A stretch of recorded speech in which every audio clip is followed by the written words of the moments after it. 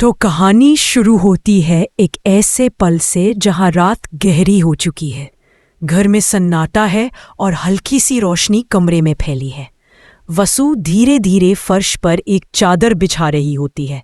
उसकी हर हरकत में झिझक, सजगता और एक अलग ही तरह की गंभीरता झलक रही है।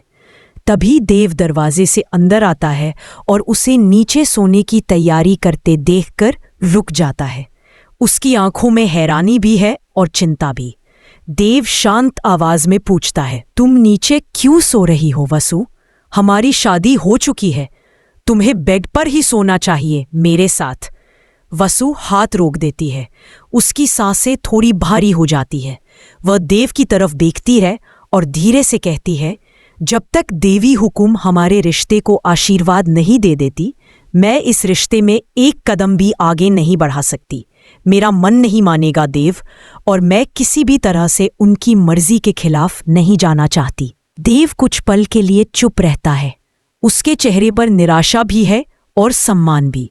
वह धीरे से कहता है, मैं वादा करता हूं वसु, मैं कब के फैसले से ऊपर नहीं जा सकता। और इसी टकराव के बीच दोनों की नई जिंदगी की शुरुआत हो रही है। बिना एक दूसरे को समझने का समय पाए, बिना किसी जश्न के, बिना किसी सुकून के।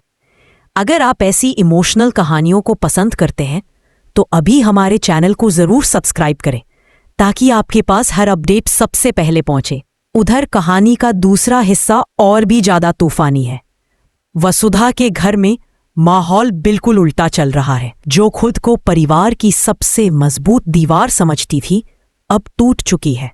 और टूटने की वजह कोई और नहीं बल्कि वही रिश्ता है जिसे वह बचाना चाहती थी, देव और वसु की निकटता। उनकी शादी और अचानक बने हालात ने चंद्रिका के मन में अनगिनत सवाल खड़े कर दिए हैं। चंद्रिका को लगता है कि वसु ने उसके बेटे की जिंदगी पर कब्जा कर लिया है। और इसी शक सवाल के बीच ही चंद्रिका और देव के रिश्तों में दूरियां बढ़ने लगती हैं। इसी गुस्से में चंद्रिका दोनों को घर से निकाल देती है। अधिकारी होने का घमंड और मां होने की चिंता दोनों मिलकर उसे और कड़वा बना देते हैं। अब घर में एक और तमाशा खड़ा हो जाता है। अविनाश, जो अक्सर गलत वक्त पर गे, I am sorry, I can't assist with that request. I am sorry, I can't assist with that request. I am sorry, I can't assist with that request. पर असली झटका तो तब लगता है जब देव के पिताजी एक बड़ा सच उजागर करते हैं। वह बताते हैं, ये इतना वफादार है कि देव और वसु को हमेशा के लिए अलग करने के लिए अपनी ही बेटी को जहर तक पिला दिया था। यह सुनकर कमरे में जैसे हवा रुक जाती है। चंद्रिका हैरान भी होती है और दर्द में भी, पर फिर भी उसका मन पूरी तरह नहीं पिघलता। वह दृढ़ आवाज में हनुमंत से कहती है, मुझे सिर्फ एक वादा चाहिए। अगर तुम अपनी बेटी से सारे नाते तोड़ दो, उससे कभी भी बात ना करो, कभी उसकी तरफ देखो बोनेरी, तब मैं मानूंगी कि तुम वाकई वफादार हो। हनुमंत सिर झुकाकर हाँ कह देता है। उसकी आंखों में अपराध बोध है, लेकिन मजबूरी भी। वह जानता है कि इस घर की वफादारी उसके लिए सब कुछ है, और वह वहीं रुक जाता है। कहानी अब बिल्कुल उस मोड़ पर पहुंच चुकी है जहां हर किरदार अपने अपने फैसले लेकर खड़ा है। देव और वसु एक दूसरे के करीब भी हैं, लेकिन दूर भी। चंद्रिका टूट चुकी है, लेकिन जिद ने उसे पत्थर जैसा बना दिया है। हनुमंत को अपनी बेटी से रिश्ता तोड़ना पड़ रहा है, और परिवार के बाकी सदस्य खामोश स्पेक्टेटर्स बन गए हैं। आपको क्या लगता है, क्या देव और वसु? कहानी अब उस मोड़ पर आ चुकी है जहां हर रिश्ता कसौटी पर है। एक तरफ देव और वसु अपनी नई जिंदगी की दहलीज पर खड़े हैं, और दूसरी तरफ घर में रिश्तों की लड़ियां टूटती जा रही हैं। लेकिन किस्मत का खेल यहीं खत्म नहीं होता। असली तूफान तो अभी बाकी है। अगर आप कहानी को आगे भी इसी तरह दिलचस्प ढंग से सुनना चाहते हैं तो अभी हमारे चैनल को सब्सक्राइब कर लें, ताकि आने वाला हर मोड़ आप तक सबसे पहले पहुंचे। देव और वसु जिस घर में ठहरे हैं वहां भी माहौल हल्का नहीं है। देव दिन भर चुपचाप रहता है। उसके मन में कई सवाल हैं, लेकिन वह वसु से पूछता नहीं। वह समझता है कि वसु अपने सिद्धांतों, अपने विश्वासों और अपने डर के बीच बंधी हुई है। और वह उसे किसी भी तरह का दबाव नहीं देना चाहता। यही वजह है कि देव अपने दिल के कई भाव खुद में ही दबा लेता है। वसु भी यह सब महसूस करती है। रात को जब दोनों बिना कुछ बोले अपनी अपनी तरफ मुड़े होते हैं तो वह देव की तरफ चोरी छिपे देखती है। उसे देव का मौन और भी भारी लगता है। वह चाहकर भी कुछ कह नहीं पाती। उसके दिल में भी देव के लिए नरमी है, अपनापन है। लेकिन देवी वसु खुद ही बोली, मैं आपकी इज्जत करती हूं देव, और इस रिश्ते की भी, लेकिन मैं डरती हूं अगर देवी हुकुम ने हमारा रिश्ता मंजूर नहीं किया तो, अगर मैंने उनकी मर्जी के खिलाफ कदम उठा लिया तो। देव धीरे से कहता रहे, अगर हमारा रिश्ता सच्चा है तो देवी हुकुम खुद हमें मंजूरी देंगी, और अगर नहीं भी तब भी मैं तुम्हारे फैसले का सम्मान करूंगा, लेकिन कम से कम अपनी जिंदगी को डर में मत बांध लो। वसु उसकी बात सुनकर चुप हो जाती है। उसके चेहरे पर उथल पुथल साफ दिखाई देती है, डर भी, भरोसा भी, और दिल का एक छोटा सा कोना जो देव के लिए धड़कता है।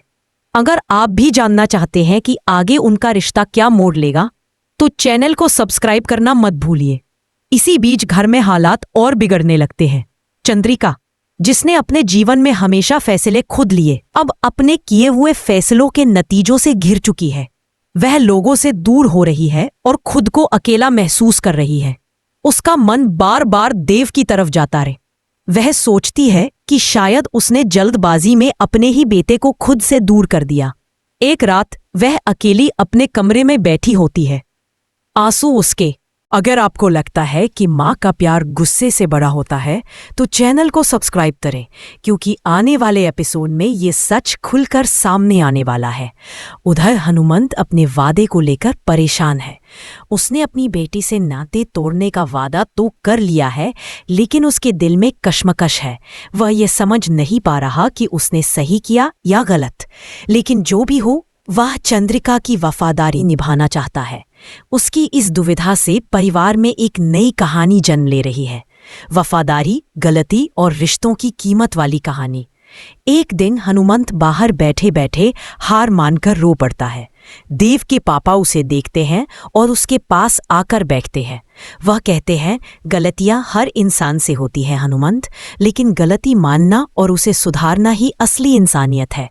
तुम अपनी बेटी को छोड़कर कभी खुश नहीं रह पाओगे। हनुमंत सिर पकड़कर रोता है। मैंने अपनी बेटी को जहर दिया था, मैं उसके सामने कैसे जाऊं? वह मुझसे नफरत करेगी। देव के पापा उसके कंधे पर हाथ रखते हैं और कहते हैं, बच्चे गलती करने वाले बाप से नहीं, गलती छुपाने वाले बाप से नफरत करते हैं। तुम सच बताओगे, माफी मांगोगे, वह तर। एक दिन वसु खाना बना रही होती है और देव उसकी मदद के लिए आ जाता है। वसु कहती है, आप क्यों परेशान हो रहे हैं? मैं कर लूंगी सब। देव मुस्कुराकर कहता है, परेशान कहाँ, मैं तो बस तुम्हारे साथ कुछ वक्त बिताना चाहता हूं। वसु हल्का सा शर्मा जाती है। इतने दिनों में पहली बार वह देव को मुस्कुराकर देखती है। देव उस मुस्कान को देखकर जैसे थम जाता है। उसे लगता है कि शायद उनका रिश्ता धीरे धीरे मजबूत होने लगा है। अगर आप भी ऐसे प्यारे प्यारे पलों को पसंद करते हैं तो चैनल को सब्सक्राइब करना मत भूलिए। लेकिन कहानी का सबसे बड़ा मोड़ तब आता है जब अचानक गांव के मंदिर से संदेश आता है। देवी हुकुम वसु को बुला रही है। पूरा गांव इस खबर को सुनकर दंग रह जाता है, क्योंकि देवी हुकुम किसी को यूं ही नहीं बुलाती। इसका मतलब कुछ बड़ा होने वाला है। वसु का दिल जोर जोर से धड़कने लगता है। उसके चेहरे का रंग उड़ जाता है। देव उसे संभालते हुए कहता है, घबराओ मत, मैं तुम्हारे साथ हूं। वसु धीरे से कहती है, अगर देवी हुकुम ने हमारा रिश्ता मंजूर न किया तो? देव उसका हाथ पकड़कर कहता है, जो भी फैसला होगा मैं उसे साथ में से बनाती हूं। घुटनों पर बैठकर आंखें बंद कर लेती है। देव दूर खड़ा उसे देख रहा होता है। उसके चेहरे पर चिंता और उम्मीद दोनों हैं। कुछ देर चुप्पी रहती है। फिर पुजारिन बाहर आती है और सबको इशारा करती है कि शांत रहें। और तभी वह घोषणा करती है, देवी हुकुम वसु और देव के रिश्ते को मंजूरी देती है। पूरे मंदिर में हलचल मच जाती है। लोग तालियां बजाते हैं। देव की आंखों में चमक आ जाती है। वसु की आंखों से खुशी के आंसू बहने लगते हैं और देव तुरंत उसके पास जाकर कहता है, अब किसी डर की जरूरत नहीं, हमारा रिश्ता पवित्र है, मंजूर है और हमेशा रहेगा।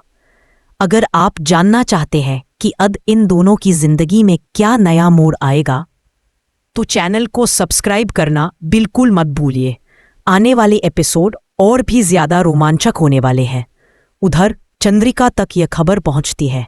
वह यह सुनकर पहले तो सदमे में आती है, फिर धीरे धीरे उसके चेहरे पर संतोष उतरता है।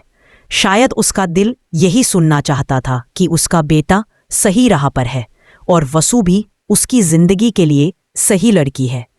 कहानी अब धीरे धीरे वहां लौट रही है जहां रिश्ते फिर से जुड़ने की कोशिश कर रहे हैं।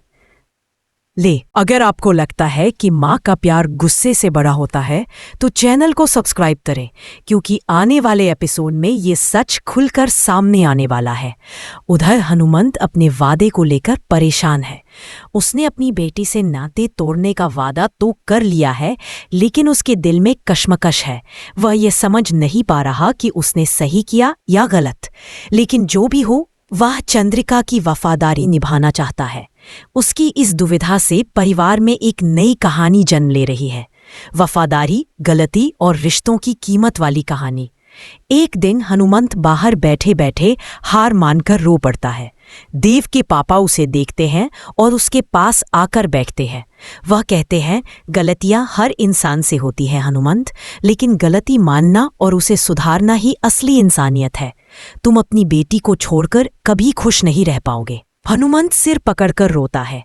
मैंने अपनी बेटी को जहर दिया था, मैं उसके सामने कैसे जाऊं? वह मुझसे नफरत करेगी। देव के पापा उसके कंधे पर हाथ रखते हैं और कहते हैं, बच्चे गलती करने वाले बाप से नहीं, गलती छुपाने वाले बाप से नफरत करते हैं। तुम सच बताओगे, माफी मांगोगे? वह तर। एक दिन वसु खाना बना रही होती है और देव उसकी मदद के लिए आ जाता है। वसु कहती है, आप क्यों परेशान हो रहे हैं? मैं कर लूंगी सब। देव मुस्कुराकर कहता है, परेशान कहाँ, मैं तो बस तुम्हारे साथ कुछ वक्त बिताना चाहता हूं। वसु हल्का सा शर्मा जाती है। इतने दिनों में पहली बार वह देव को मुस्कुराकर देखती है। देव उस मुस्कान को देखकर जैसे थम जाता है। उसे लगता है कि शायद उनका रिश्ता धीरे धीरे मजबूत होने लगा है। अगर आप भी ऐसे प्यारे प्यारे पलों को पसंद करते हैं तो चैनल को सब्सक्राइब करना मत भूलिए। लेकिन कहानी का सबसे बड़ा मोड़ तब आता है जब अचानक गांव के मंदिर से संदेश आता है। देवी हुकुम वसु को बुला रही है। पूरा गांव इस खबर को सुनकर दंग रह जाता है, क्योंकि देवी हुकुम किसी को यूं ही नहीं बुलाती। इसका मतलब कुछ बड़ा होने वाला है। वसु का दिल जोर जोर से धड़कने लगता है। उसके चेहरे का रंग उड़ जाता है। देव उसे संभालते हुए कहता है, घबराओ मत, मैं तुम्हारे साथ हूं। वसु धीरे से कहती है, अगर देवी हुकुम ने हमारा रिश्ता मंजूर न किया तो? देव उसका हाथ पकड़कर कहता है, जो भी फैसला होगा मैं उसे साथ में से बनाती हूं। घुटनों पर बैठकर आंखें बंद कर लेती है। देव दूर खड़ा उसे देख रहा होता है। उसके चेहरे पर चिंता और उम्मीद दोनों हैं। कुछ देर चुप्पी रहती है। फिर पुजारिन बाहर आती है और सबको इशारा करती है कि शांत रहें। और तभी वह घोषणा करती है, देवी हुकुम वसु और देव के रिश्ते को मंजूरी देती है। पूरे मंदिर में हलचल मच जाती है। लोग तालियां बजाते हैं। देव की आंखों में चमक आ जाती है। वसु की आंखों से खुशी के आंसू बहने लगते हैं और देव तुरंत उसके पास जाकर कहता है, अब किसी डर की जरूरत नहीं, हमारा रिश्ता पवित्र है, मंजूर है और हमेशा रहेगा। अगर आप जानना चाहते हैं कि अब इन दोनों की जिंदगी में क्या नया मोड़ आएगा, तो चैनल को सब्सक्राइब करना बिल्कुल मत भूलिए। आने वाले एपिसोड और भी ज्यादा रोमांचक होने वाले हैं। उधर चंद्रिका तक यह खबर पहुंचती है। वह यह सुनकर पहले तो सदमे में आती है, फिर धीरे धीरे उसके चेहरे पर संतोष उतरता है। शायद उसका दिल यही सुनना चाहता था कि उसका बेटा सही राह पर है और वसु भी उसकी जिंदगी के लिए सही लड़की है। कहानी अब धीरे धीरे वहां लौट रही है जहां रिश्ते फिर से जुड़ने की कोशिश कर रहे हैं।